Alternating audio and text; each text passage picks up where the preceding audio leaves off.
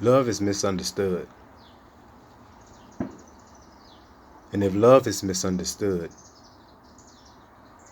then that means that God is misunderstood. Because we read that God is love.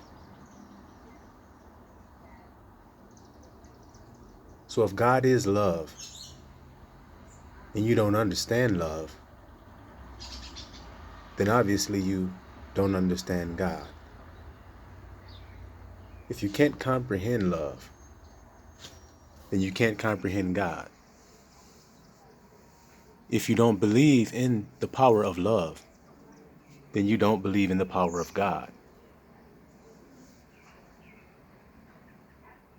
If you don't believe that love conquers all things, then you don't believe that God conquers all things. You see? So if we want to know what is the highest vibration, what is the highest power, we can conclude that it is love, because love conquers all things. So if it conquers all things, then it is the most powerful vibration. It is the strongest vibration. You see? So don't you think it's imperative, it is very important that you understand and comprehend love more than anything else that you do while you're here living? I mean, isn't it obvious? Because when you ask a person, what is love? I've done this myself. When you ask a person what is love, they don't know. So if they don't know what love is, then how do they know God? You ask them, do they believe in God? They say yes. You ask them what is love? They don't know. So how do you believe in something that you don't know? How do you believe in something that you cannot comprehend? How do you all say you serve God and you worship God, but you know not love? And God is love. How is that possible? Can someone explain this to me? That you cannot know what love is, but know who God is. Is that possible if God is love?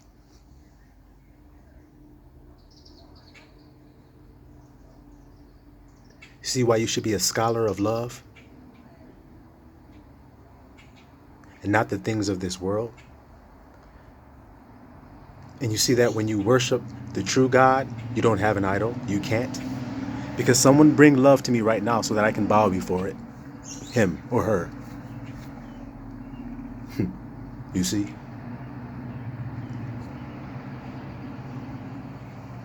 That's why we have no idols.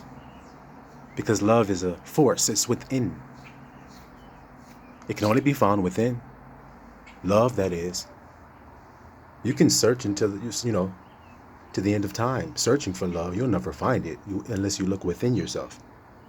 I am loved. I am love. That is the highest power. If you're not saying that about yourself, then you are not vibrating at the highest frequency for yourself.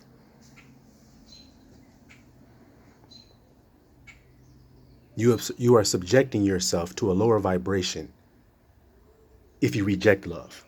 There's no way around it. There's no way that you can deny it, because it is the strongest vibration. It is the highest vibration. It is the purest vibration. See? So those who don't believe in love, in the power of love, then they don't believe in God, in the power of God, because God is love.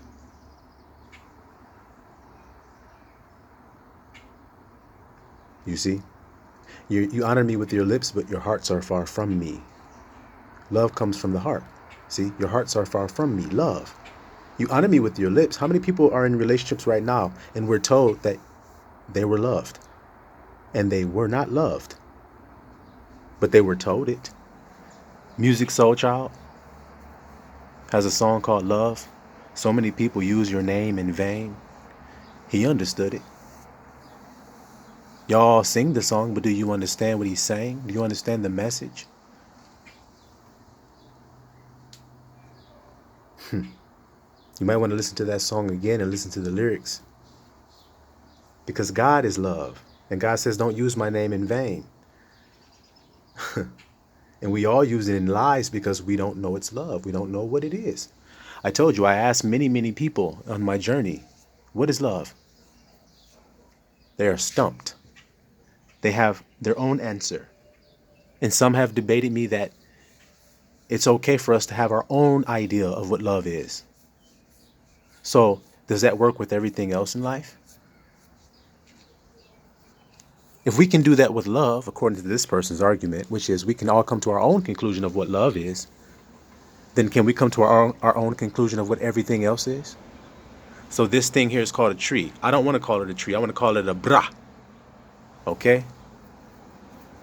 So the hell with that. It's called a bra now. Well, how many people you think on the earth I'm going to hear calling it that?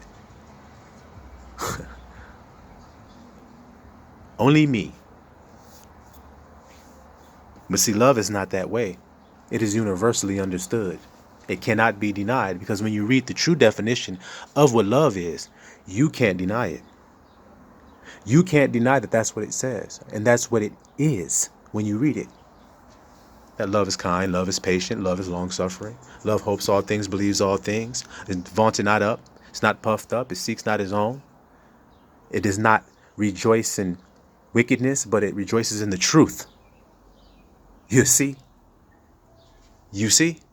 That's what love is. And that can't be denied that that's what love is. So how come we all don't agree on that? And then when you ask a person what love is, how come they don't rattle it off just like you just heard coming out of this vessel?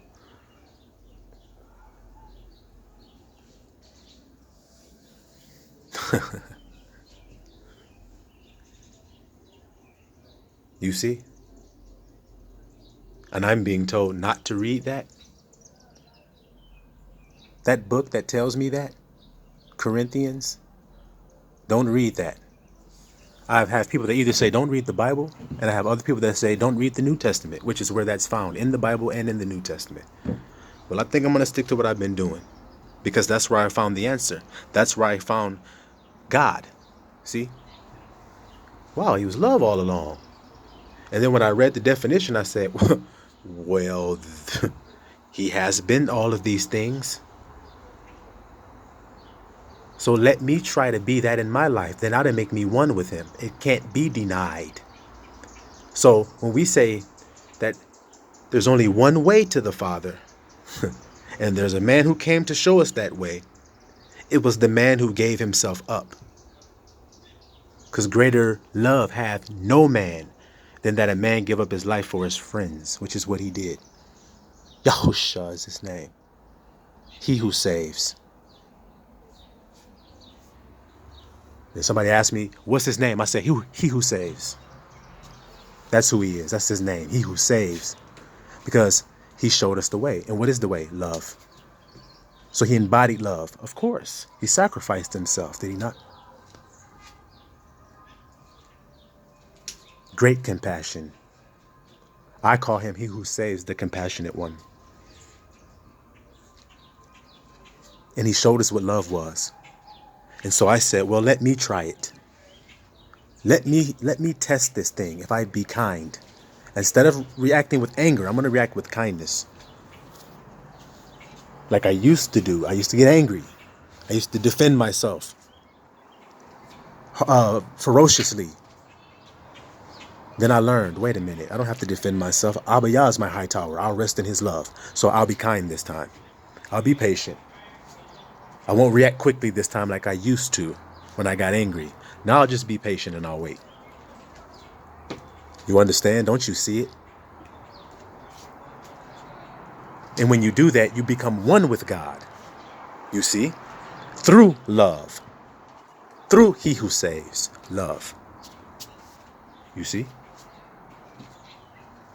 Because when the man came to the master, Yahusha, and he asked him, what must I do to be saved? He says, keep the commandments. The man said, I've been doing these things from my youth up. And he said, well, sell all that you have and come follow me. And the man walked away sorrowful because he could not sell everything that he had and give away his riches. So was he seeking his own? Or was he seeking the welfare of others as well? He was seeking his own. So he was not loving. See? He lacked love. So it didn't matter that he kept all the other commandments for everybody who's listening. It didn't matter if he kept all the commandments because he lacked love. And if you lack love, then you lack all things. You have nothing. You are nothing. We don't want to hear you speak. We don't want to see you. That's the new world. See, the old world is done away with. Esau's world of lies and fear, that's done away with now. We walk in truth and love now today. Because we understand that those things make us one with God. See, he says, ye are gods. Psalm 82, ye are gods. They came to Yahushua and they said, we're going to stone you because you make yourself equal with God. And he said, it is not written in your book that ye are gods. It's a simple choice for you. You can remain a man and die as a man, or you can become one with God. Not a God. You're just going to walk around and be your own God. No, you're going to come in oneness with the Father, which is love. Because if you do that, if you let that fill you, that's the Spirit. There's no other way you can be a loving person, honestly. Because you don't know how to do it. You don't know how to love. And that's why no one knows what love is. And some people have given up on love and don't believe that it's possible. They don't believe it's really real. You see? Because they have never heard the definition. They've never been held to task on it when they say it to somebody. So if somebody says they love me to me, I ask them again, I say, are you sure? Yes, I love you. Are you sure you love me? Because do you know what love is? Well, yeah, it's this. It's a feeling, and I'll do anything for you. I'll give you my last. I'll always be there for you. I won't hurt you. Okay, you need to read what love is first. Then come talk to me, baby. All right? You're moving a little quick. You don't understand what love is yet. You haven't matured yet to understand it. Look at these dudes. I guess we'll call that a race war too, because it's a gray squirrel and a black one, huh? They having a race war, huh? That's why they fighting. They don't like each other. Look at the black one up there. Yeah, I kicked his ass. Uh-oh, I guess we know what that means. Oh, shit. Let me get back to what I was talking about, y'all. Let me get back before I piss off Esau. Okay. So it's about love, y'all. It's not about anything else. If you're searching around trying to find the answer, because see, you're all stressed out. You're all stressing. You're all sad. You're all trying to wash away the pain. You're all trying to drink away the pain. You're all trying to get high enough to get away from the pain. You're trying to dull this shit because everyone's in pain. That's what happens when you live in a world of fear and lies. You're in pain, guys. Traumatized. Lacking zeal because you don't have anything to believe in. See, because the wool is being pulled off of all of the lies, and there won't be anything but one truth left in the end, which is love, guys. You think it will be something else at the end of this story? When he says, I claim the ending from the beginning, and the beginning was built on love, flesh of my flesh, bone of my bone, I should call you woman, for you came from man. It was built on love, but it won't end on love. That same connection that Adam and Eve had, it won't end the same way. Because you brothers and you sisters, I want your attention. Look at me. Listen to me. Look at me and listen to me spiritually. Don't you know that you're to love each other first before you do anything else? Before you buy her that house, bro. Before you buy her that car, that wedding dress. That the first thing you're supposed to have, the first stone you're supposed to have when you build that relationship with that woman is love. Truly love. Knowing what it is first, bro. Understanding what it is first. And then executing it every day. Because if you're being unkind to her, if you're not being patient with her, if you're not hoping all things for her and believing all things for her, then you're not loving her. And it's just that simple. If you're not leading her in truth, if you're lying to her, then you're not loving her. And the same is vice versa for you, sis. Don't you know it's about loving? Don't you know that's all it's about? Finding out what love is, so that when you find a man that you are interested in being with, then you can hold him to task on it. Skirt, skirt, skirt. Hold on, Leroy. Hold on. You ain't loving me right now. You're not being very kind. I'm always kind to you, aren't I, Leroy? Shit, yeah, baby, you be kind as hell. Shit, you always be kind to me. Okay, so what you doing? You right, you right. See? You see? He'll be convicted by that good conversation. You see? That's how we win. We go no contact with this silly ass world that they've built that we all hate. Especially Israel. We hate this world. We can try to fake it like we love it, but we hate it.